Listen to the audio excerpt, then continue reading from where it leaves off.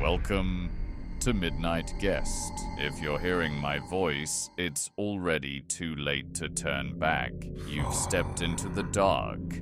And what you'll hear tonight will stay with you. You are alone. So sit back, stay quiet, and whatever you do, don't look behind you.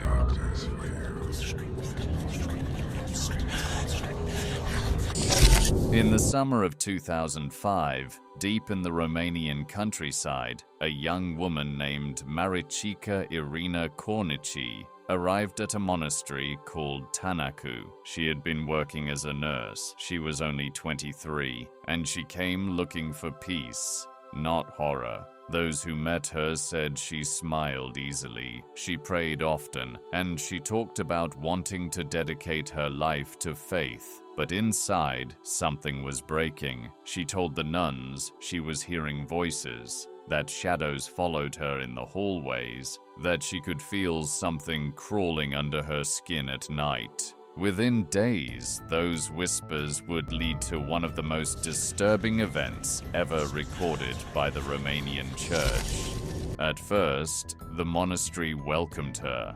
It was quiet there. A cluster of stone buildings on a hill, surrounded by forest. The priest in charge, Father Daniel Corogianu, was only in his late 20s. The nuns said he was kind, gentle, almost naive, but even he couldn't explain what was happening to Irina. She began laughing during prayer. She refused to eat. Sometimes she'd stand completely still for hours, her eyes locked on something no one else could see. And then came the voices. At night, the nuns said she spoke in different tones, one moment crying, the next mocking them in deep, guttural sounds. She would say things like, "You can't stop it," or "It's already inside." The convent doctor believed she was schizophrenic, but the priest, he believed something else entirely. He believed she was possessed. What happened next divided an entire nation. Father Daniel ordered the nuns to prepare a ritual, the kind the church had forbidden decades earlier. They tied Irina's hands and feet with towels and laid her on a wooden cross. For 3 days, they prayed over her, splashed holy water, and read from the book of John. Witnesses later said she alternated between begging for help and laughing hysterically. Her voice deepened, her body tensed as if she was fighting something invisible. By the third night, she stopped moving. When they untied her, her body went limp. She was dead. The police arrived the next morning. The monastery was silent. The cross still stood in the middle of the chapel, wet with holy water and candle wax. Father Daniel and 4 nuns were taken away in handcuffs. Reporters called it the Tanacu exorcism. The media turned it into a circus. Headlines read, "Crucified in the name of God." But buried beneath the sensationalism was something far stranger. The autopsy revealed no poisoning, no violent trauma. Irina had died of dehydration, lack of oxygen, and shock. Her blood contained traces of sedatives, but not enough to kill her. The priest swore she had been fine the night before. He said they stopped the ritual early because the demon had grown quiet.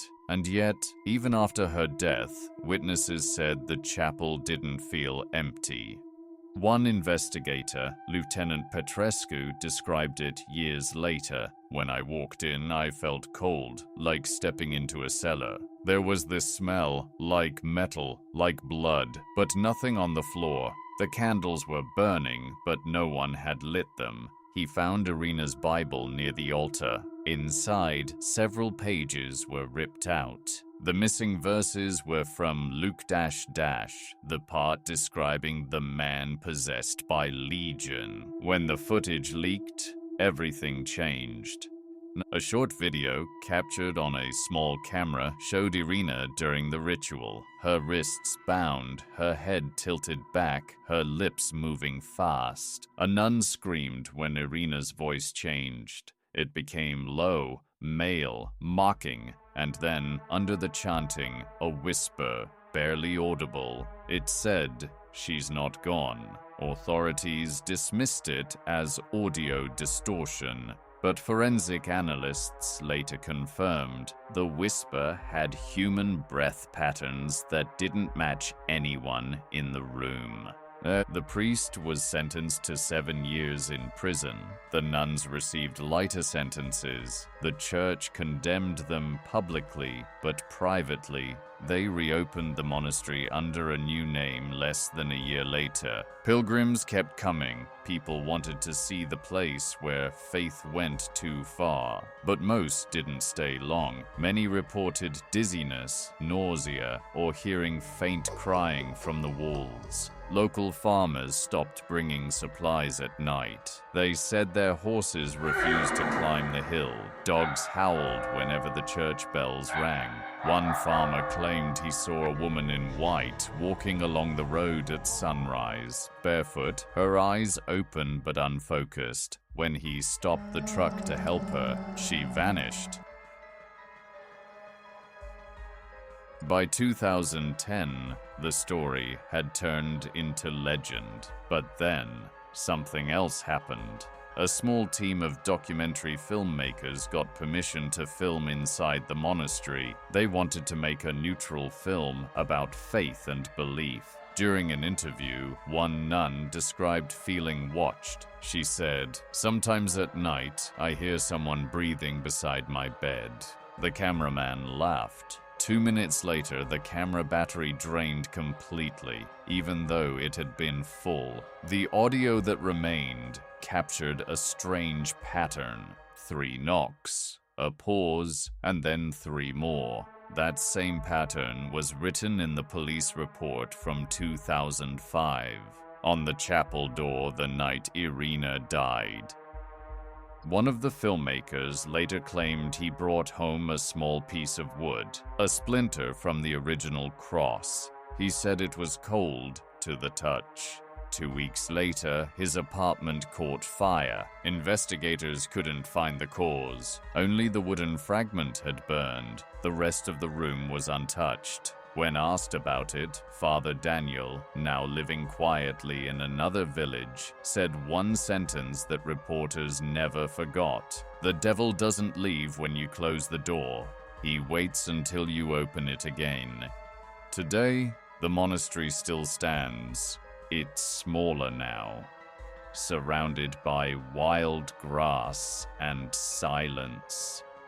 Pilgrims say they feel peace there at first, but after sunset the air changes. It becomes colder, heavier. Some hear footsteps behind them. Others say the candles flicker in perfect rhythm, as if something is breathing nearby. One visitor left a note in the guest book that simply read, "She's not gone." In 2020, a tourist from Bucharest uploaded drone footage of the area. In one frame, for less than a second, a pale figure can be seen standing beside the chapel. The video went viral. Millions watched, debated, analyzed. Experts said it was just a light artifact, but when the uploader was asked to provide the raw file, he said it had vanished from his SD card. No trace. No data corruption, just gone. To this day, no one can fully explain what happened in Tanaku. Some call it a tragedy born of ignorance. Others call it a haunting born of faith. But there's one detail few people know. Before her death, Irina wrote a note to the priest. The handwriting was shaky, but the words were clear. "It's not inside me anymore. It's in the walls." They say time softens tragedy, but not here. 15 years later, locals still refuse to talk about Tanaku after sunset. the few who do tell strange stories. They say the church bells sometimes ring on their own, exactly at the hour Irina died. Others claim to see candlelight flickering through the broken windows, even when the chapel is locked and abandoned. One man, a police officer who worked on the original case, said he returned years later out of guilt. He walked the same hallway where they found the cross. He said the air still smelled of wax and salt, though the candles were long gone. When he reached the altar, his flashlight went out, and in that darkness, he heard a whisper behind him, a voice that said his name. He ran, but even outside, the whisper followed, soft, rhythmic, like breathing on the back of his neck. He quit the force a week later and never went back. They say places remember, and maybe that's the curse of Tanaku. It doesn't haunt you all at once. It waits, quietly, until the next prayer opens the door again. This was the Tanaku exorcism, a case where religion, fear, and mystery collided, a story that left behind whispers, ruins, and a question that still divides believers and skeptics alike. What if some prayers don't drive the darkness out, but call it closer?